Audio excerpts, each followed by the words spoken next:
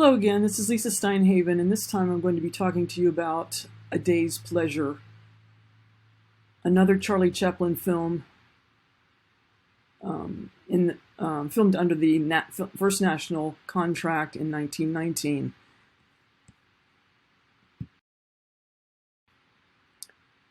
Just a few quick facts about the film that might be of interest to you. After the completion of Sunnyside, which if you saw my intro about Sunnyside, you realize that it was a very difficult film to complete. Chaplin's son with Mildred Harris, Norman, died after living only 3 days. And so this became an impetus for Chaplin to possibly do a film with a young male child star. And by chance, he happened to see Jackie Coogan at the Orpheum Theater. I believe at that time he was just on stage by chance. His father was actually the one who was part of the show as an eccentric dancer, and Jackie just came on stage to do the shimmy at that point, and Chaplin was really taken with the boy and met him at the Ambassador Hotel just a few days later, and realized that he wanted to book this child for a possible film. However, he had already started another film called Charlie's Picnic, and this one was started out with a section in which Charlie takes Edna, his wife, and some kids in a Model T Ford, which is parked outside of the Chaplin Studios on the de Longpre section of the studio. And that's about as far as he had gotten on that particular point. So the first part of the film is trying to get the car to start and get the family going on their outing. So it's initially called Charlie's Picnic, and it is the fourth film for First National. But by July 30th, it was already set aside in order to start this film that he had in mind called The Waif. He had no idea at that time what it was going to be like and what it was going to involve, how long it was going to be, or anything about it. But he got very, very involved in it in a short time period.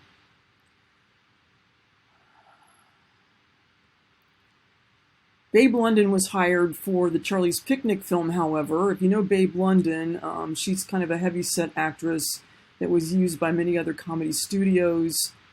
She has a wonderful, effervescent, ebullient face, and she's just a delight in a lot of comedy films. She was also quite an accomplished artist, and has a lot of, she left behind her a lot of oil paintings of different comedians that she worked for over the years, and you can still see those in an archive. And Charlie ended up hiring a boat called the Ace that was docked in San Pedro. So this became the second act of his two-act film.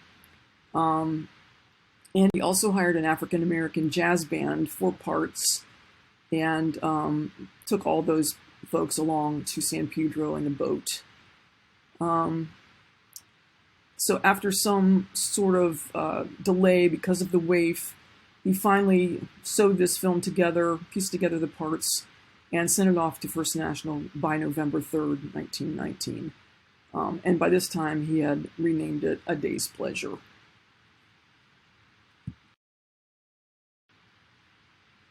Okay, some highlights of the film are hijinks with a folding chair.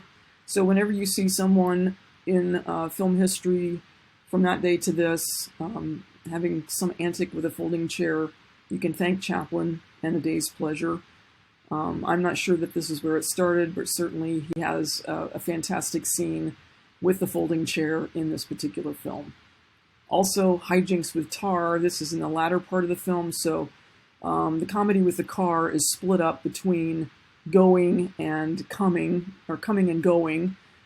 So after they leave the boat, they then have to get back to their home in Hollywood, and they end up getting the car stuck. And so there's some problems there that are quite funny.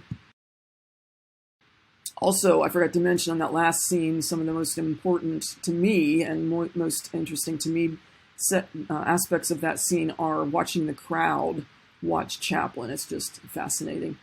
And of course, Henry Bergman, we all know and love Henry, is in drag again on the boat. You can see him here being pulled up out of the water. Another unfortunate scene to me, and you know, how can you gauge at this time in history what's going to be unfortunate, what's not going to be unfortunate, is the use of the African American band.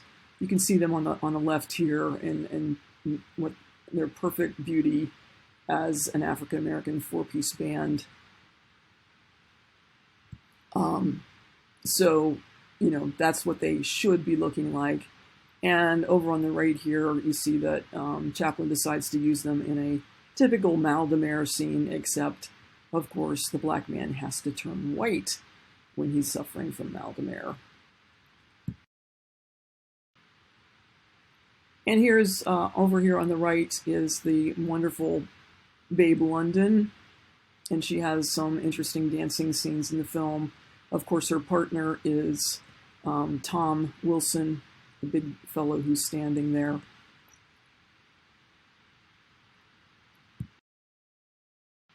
And my final thoughts are Jackie Coogan can be spotted in the Model T scenes and in the boat. He was hired for the kid, of course, but he was put into service here to put this film together. And really, this film was used to placate the First National brass so that Chaplin could spend more time on the kid. Except for the moments with the mal de mer and the black musicians, which are hard to watch for me, at least, the film has some nice, entertaining moments. A Day's Pleasure is surely not a masterpiece, but if, again, as I said before, it bought some time with First National to allow the kid to happen, it's more than worth it. Again, you can go to the Charlie Chaplin official YouTube channel and find some clips from A Day's Pleasure. All official, of course. And my thanks again go to Roy Export SAS for all images. And again, they are located at charliechaplin.com. You can find the image bank there. CharlieChaplinArchive.org is a treasure trove of goodies for everyone. It's completely open to everyone now. David Robinson's Chaplin, His Life and Art, again, is this seminal work on Chaplin. Even though it began in 1983, it has not been bested, to my knowledge. The Niles Film Museum and Rena Keene, again, I wish to thank them for allowing me to be part of this event. Thank you all, and I hope you enjoy the film.